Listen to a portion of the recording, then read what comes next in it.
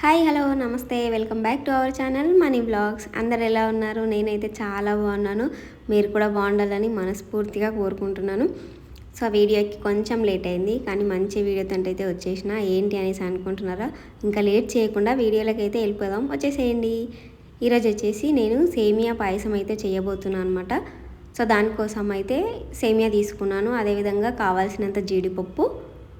ఇక్కడ ఇది వచ్చేసి గ్రీన్గా అనిపిస్తున్నాయి కదా, పుచ్చకాయ గింజలు, పంచదార, పాలు అన్నీ అయితే రెడీగా పెట్టుకున్నాను అనమాట. మనం మిగిలిన ప్రాసెస్ చేసుకునే వరకు పాలు వేడైతాయి అనేసి స్టవ్ వెలిగించి పాలు అయితే పెట్టుకున్నాను.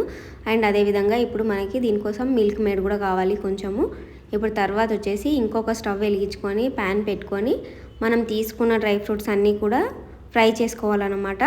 మీరు డ్రై ఫ్రూట్స్ ఇంకా కావాలి అనుకుంటే వేరేవి కూడా తీసుకోవచ్చు. నేను వచ్చేసి ఇక్కడ 2 రకాలు మాత్రమే తీసుకున్నాను.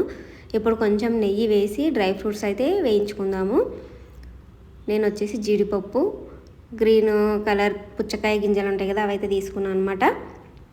సో లేట్ చేయకుండా మీరు కూడా ట్రై చేసేయండి. ఇది వచ్చేసి పాయసం అందరూ రంజాన్కి చేస్తారు కదా, ముస్లిం ఫ్రెండ్స్ ఉన్న వాళ్ళైతే తెచ్చిస్తారు, లేని వాళ్ళకి కూడా తినాలని ఉంటుంది కదా, అలాంటి వాళ్ళకి చేయడం రాని వాళ్ళ కోసం అయితే ఈరోజు అయితే నేను చూపిస్తున్నాను అనమాట.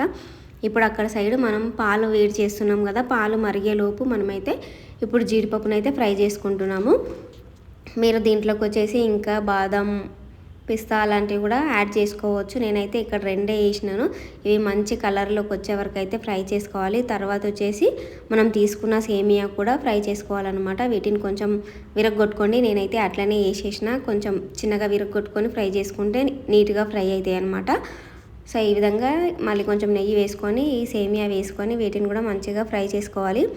ఇవి ఆల్రెడీ రోస్టెడే ఉన్నాయి, నేనైతే కొంచెమే ఫ్రై చేస్తున్నా, ఎందుకంటే మళ్ళీ మాడిపోయే ఛాన్స్ ఉంటుంది కాబట్టి కొంచెం అయితే ఫ్రై చేసినాను. మీరు చూసినట్టయితే ఇక్కడ మనకి పాలు అయితే మరుగుతున్నాయి అనమాట. పాలు అయితే రెడీగా ఉన్నాయి. ఇంకా లేట్ చేయకుండా ఇప్పుడైతే ప్రాసెస్ చూసేద్దాము. ఇప్పుడు దీంట్లోకి మన రుచికి సరిపడా షుగర్ అయితే యాడ్ చేస్తున్నాను. అంటే మీరు స్వీట్ ఎక్కువ కావాలనుకుంటే కొంచెం ఎక్కువ వేసుకోండి, కొంచెం తక్కువ కావాలనుకున్న వాళ్ళు తక్కువ వేసుకోండి. ఇప్పుడు పంచదార వేసిన తర్వాత ఇది అయితే కరిగే వరకు వెయిట్ చేయాలన్నమాట. తొందరగానే కరిగిపోతుంది, పాలు వేడిగా ఉన్నాయి కాబట్టి ఎక్కువ టైం అయితే పట్టదు, తొందరగానే కరిగిపోతుంది. సో మీలో ఎవరైనా మన ఛానల్ ఫస్ట్ టైం చూసినట్టయితే ప్లీజ్ సబ్స్క్రైబ్ చేయండి. వీడియో లాస్ట్ వరకు చూసిన తర్వాత నచ్చినట్టయితే ఒక లైక్ ఇవ్వండి. ఎవరికైనా యూజ్ అవుతుంది అనుకుంటే తప్పకుండా షేర్ చేయండి. సో మనమే ఈజీగా రంజాన్కి చేసే పాయసం అయితే మనమే చేసుకోవచ్చు అనమాట. ఇది తెలియక చాలామంది ఎలా చేయాలో అనేసి డౌట్ పడుతూ ఉంటారు. ఒకసారి చేసి చూడండి, చాలా ఈజీ అనిపిస్తుంది అనమాట. కాకపోతే దీనికోసం అయితే పాలు ఎక్కువ కావాలి. మీరు తీసుకునే సేమియాని బట్టి పాలు కూడా తీసుకోండి.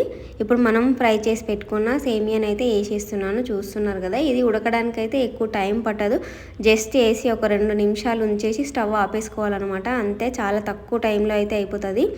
ఎక్కువ టైం మనం నార్మల్గా సేమియా చేసుకుంటాం కదా, అంత టైం అయితే పట్టదు. ఇప్పుడు సేమియా వేసిన తర్వాత మనం ఫ్రై చేసి పెట్టుకున్న డ్రై ఫ్రూట్స్ కూడా వేసేసిన. అదేవిధంగా టేస్ట్ కోసమని 2-3 యాలకులు అయితే వేసినాను నేను. ఒకవేళ మీ దగ్గర పౌడర్ ఉంటే పౌడర్ కూడా యాడ్ చేసుకోండి.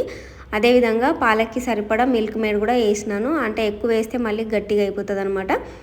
సో పాలను బట్టి మనకి ఏ కన్సిస్టెన్సీలో కావాలో దాన్ని బట్టి మీరు మిల్క్ మేడ్ అనేది యాడ్ చేసుకోండి. సెకండ్ నేనైతే మిల్క్ మేడ్ కూడా వేసేసినాను కొంచెము. ఇప్పుడు వచ్చేసి మంచిగా కలిపేసుకొని 2 నిమిషాలే ఉంచాలి. సేమియా వేసిన తర్వాత మరీ ఎక్కువసేపు ఉంచితే మరీ పిండి పిండి అయిపోతుంది అనమాట.